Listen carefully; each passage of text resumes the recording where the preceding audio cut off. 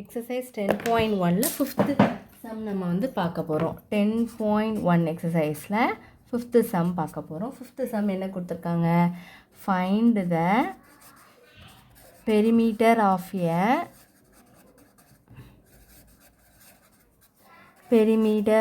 எ rectangle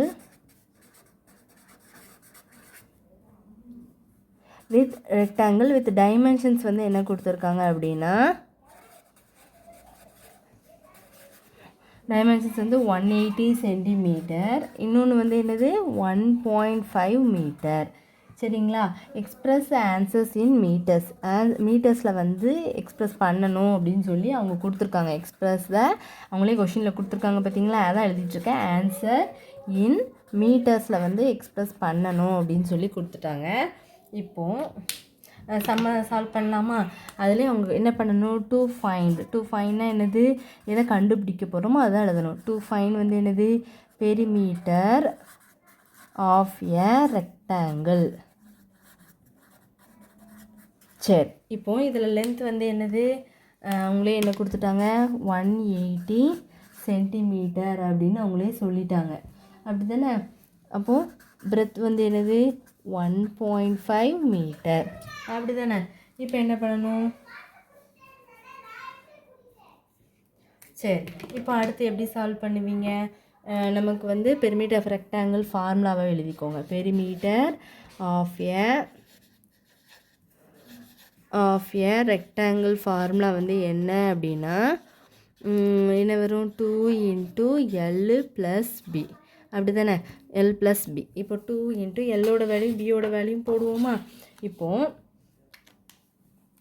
அதில் breadth வந்து 1.5 மீட்டராக இருக்கிறது எப்படி கன்வெர்ட் ஆகும்? 150 சென்டிமீட்டர் ஆயிரும். அந்த ஸ்டெப், அதாவது இது மீட்டராக இருக்கிறது சென்டிமீட்டரில் எழுதியிருக்கேன். இப்போ அந்த ஃபார்முலாவில் நம்ம போட போகிறேன். 2 × L + B. Lக்கு 180, இதுக்கு வந்து 150. அதுதான் போட்டு பண்ண போகிறேன். அடுத்த ஸ்டெப் பாருங்கள். which is equal to 2 × 180 + 150. ஓகேவா? இப்போ 2 ஆட் பண்ணலாமா? 180, இங்கே வந்து ஒரு 150 இருக்கும். ரெண்டையும் ஆட் பண்ணுறேன். 0, 5 + 8 என்னது? 9, 10, 11, 12, 13. 3 1 இருக்குமா? 330. அப்போது 330 அப்படின்னு இருக்கும். இதை 2ஆல் மல்டிப்ளை பண்ணும்போது 0 2s are 0, 3 2s are 6, 3 2s are 6. அப்போ 6 6 0. அவ்வளோதான். இப்போ இது வந்து சென்டிமீட்டராக இருக்குது. நம்ம எழுதும்போது என்ன எழுதும்? மீட்டர்ஸில் எழுதும்போது எக்ஸ்பிரஸ் இன் மீட்டர்ஸுங்கும்போது என்ன வரும்? அப்போ 6.6 மீட்டர்ஸ் அப்படின்னு நம்ம முடிச்சுக்க போகிறோம். இவ்வளோதான் இந்த சம்மு. ரொம்ப சிம்பிள். நெக்ஸ்ட்டு வீடியோவில் வந்து 6th சம் பார்க்கலாம். நம்ம கவனமாக எழுதுங்க. மீட்டர்ஸு அதேமாதிரி அந்த இதெல்லாம் கரெக்டாக கால்குலேட் பண்ணி போடுங்க. 1.5 மீட்டருக்கு சென்டிமீட்டராக மாற்றிட்டு சப்ஸ்டியூட் பண்ணி எழுதும்போது, ஆன்சரில் எழுதும்போது நம்ம என்ன பண்ணணும்? சென்டிமீட்டருக்கு மீட்டரில் டிவைட் மாற்றும் போது நம்ம டிவைட் பண்ணிக்கணும். 100 டிவைட் பண்ணும்போது 2 நம்பர் கழித்து புள்ளி வைக்கும்போது 6.6 தான் வரும்.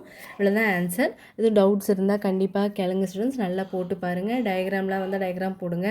அட்லீஸ்ட் ஃபார்முலா வந்தால் ஃபார்முலாவை தனியாக ஒரு பாக்ஸ் போட்டு நீட்டாக எழுதுங்க ஸ்டூடெண்ட்ஸ். போட்டு பாருங்கள். திருப்பி போட்டு பாருங்கள். அவன் மல்டிப்ளிகேஷன்லாம் கரெக்டாக பண்ணணும். ஆடெல்லாம் கரெக்டாக பண்ணணும். கரெக்டாக செக் பண்ணிக்கோங்க. நீங்கள் பண்ணி முடிச்சுட்டு ஆன்சர் கரெக்டாக வந்திருக்கான்னு ஒன்ஸ் அகெயின் நீங்கள் 1 தடவை என்ன பண்ணணும்? செக் பண்ணணும். இவ்வளோதான் வீடியோ. Thank you students.